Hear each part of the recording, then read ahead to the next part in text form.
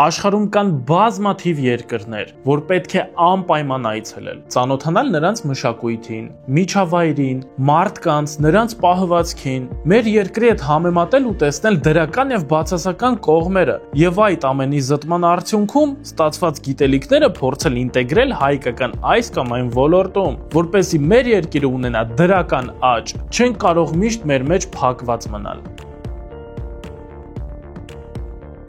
Այս անգամ ես եկել եմ Կիպրոս։ Ճիշտ է, այս երկիրը հիմնականում ասոցացվում է ծովի եւ հանգստի հետ, բայց դրանից բացի կա նաեւ մեդալի հակառակ կողմը։ Դա մեր հայրենակիցներն են, որոնք ինչ-ինչ պատճառներով տեղափոխվել են այստեղ մշտական բնակության։ Բայց մինչև այդ ես մի քիչ պատմեմ ձեզ Կիպրոսի մասին։ Կիպրոսը միջերկրական ծովի 3-րդ ամենամեծ կղզին է։ Ունի մի յուրահատուկ պատմություն, որը կապված է Հունաստանի հետ։ Ըստ հունական դիցաբանության Կիպրոսը համարվում է սիրո եւ գեղեցկության աստվածուհի Աֆրոդիտեի ծննդավայրը։ Ըստ լեգենդի, Աֆրոդիտեն ծովի փրփուրներից դուրս է եկել Պաֆոս քաղաքի ափին։ Կիպրոսը պատմականորեն բաժանվել է երկու մասի։ Հունական մասը Կիպրոսի հանրապետությունը, որը ճանաչված է միջազգային հանրության կողմից, եւ թուրքական մասը հյուսիսային Կիպրոս, որը ճանաչում է միայն Թուրքիան։ Թուրքիայի հատվածը անցնում է Կիպրոսի մայրաքաղաք Նիկոսիայով, որի մասին առանձին հոլովակ կտեղադրեմ։ Մենք այժմ գտնվում ենք այ անապայում,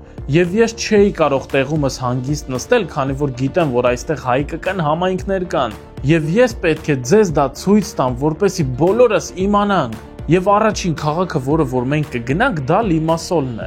Բայց ինձ գնալու համար մեքենա է հարկավոր։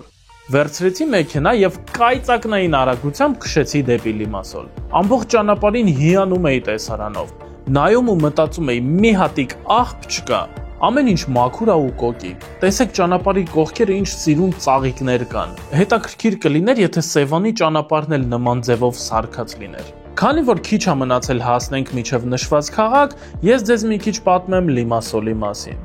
Լիմասոլը գտնվում է Կիպրոսի հարավային ափին եւ համարվում է երկրի երկրորդ ամենամեծ քաղաքը, Նիկոսիայից հետո։ Այն նաև կարևոր նավահանգստային քաղաք է։ Լիմասոլը հիմնադրվել է վաղ միջնադարում։ Քաղաքը հայտնի է նաև որպես այն վայր, որտեղ 1191 թվականին Ռիչարդ Հայրուծասիրտը ամուսնացավ իր կնոջ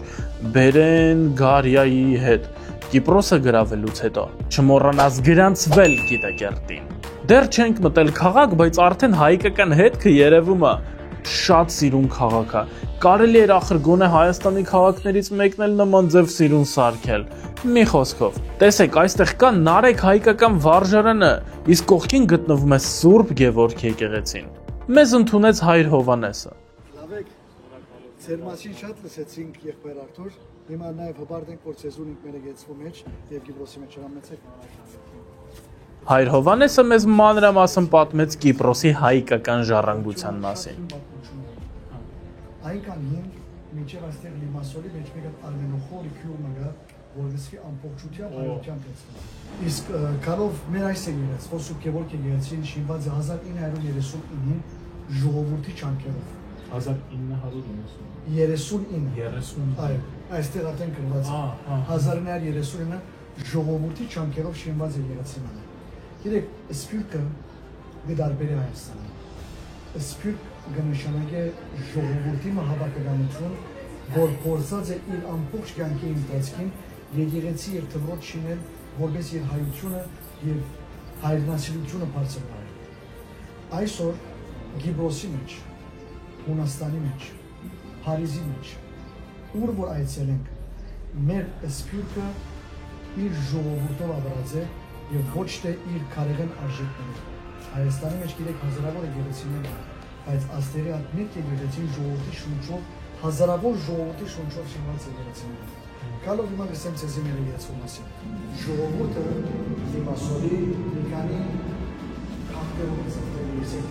Հայաստանի դեպի Լիմասոլ, Եվրոպայի դեպի Լիբանանի դեպի Լիմասոլ, իսկ վերջերս արդեն գիտեք պատերազմների պատճառով Ռուսիայում, Ուկրաինայում, Լիբանանում շատ նոր հայեր են։ 1991-ին շատ նոր Հայաստանից են։ Եվ այս բոլորը ասենք թե Կիպրոսի քաղաքին տարբեր շունչ ունեն։ Կիպրոսի քաղաքը յուրահատուկ քաղաք է։ Այստեղ ունենք մենք Հայաստանից եկած հայեր, ունենք Լիբանանից եկած հայեր, Սիրիայից եկած հայեր, եւ ունենք բնիկ Կիպրահայեր,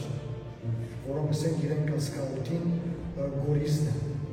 և շունչ մերած են դարբեր, ասկային, եկեղեցական և շատ ներդաշնակ կեղով իսկապես միացին համագործակ ծապար միշտ կպործենք այս եկեղեցերը բացվայ։ Մարտահրավերներ ունենք նրան չնոշուշ։ Մենք խորհրդարանի մեջ հայ ներկայացուցիչ որ նավն է բարոն Վարդգես Պարտեսյան, ինքս սենտեմեր հայրում ներկայացուցիչն է և շատ օգտակար կդառնա մեզ որպես հայ անհատ և կառավարությունը մեզ որպես փոքրամասնություն, եկեղեցական փոքրամասնություն մեզի դիրությունն է, մեր դպրոցները, մեր եկեղեցիները միշտ մեզ օգտակար կդառնան, պատճառը որովհետև հայերը միշտ եղած են լավ քաղաքացիներ այս երկրում։ Չմոռանաս լայքս դիր լայքս։ Մենք մասնակցեցինք նաև պատարագին։ Ծանոթացանք տեղի հայերի հետ։ Մեծ մասը երկար տարիներ ստեղ են ապրում, եւ նրանք ասացին, որ որքան էլ հեռու լինեն Հայաստանից, մեկ է տարվա ընթացքում 2-ից 3 անգամ գալիս են Հայաստան։ Անչափ ուրախ եմ, որ ծանոթացել եմ նրանց հետ։ Շնորհակալ եմ Հայր Հովհաննեսին նրա կատարած ահռելի աշխատանքի համար։ Ես անչափ գոհ եմ իմ կատարած ընտրության համար։ Ծովը միշտ էլ կա, իսկ մեր մշակույթի հետ ծանոթանալը այլ պետություններում միշտ չի որ կարելի է անել։ Խնդրում եմ բոլորին, եթե հայտնվեք Լիմասոլում, անպայման գնացեք հայկական եկեղեցի եւ ծանոթացեք հայկական մշակույթին։ Իսկ ես գնամ Կիպրոսի մայրաքաղաք Նիկոսիա, որ նույնպես ցույց տամ հայկական հետքը, չմոռանաք գրանցվել եւ հետեւել Գիտակերտին։ Շնորհակալություն շատ, հաջողություն։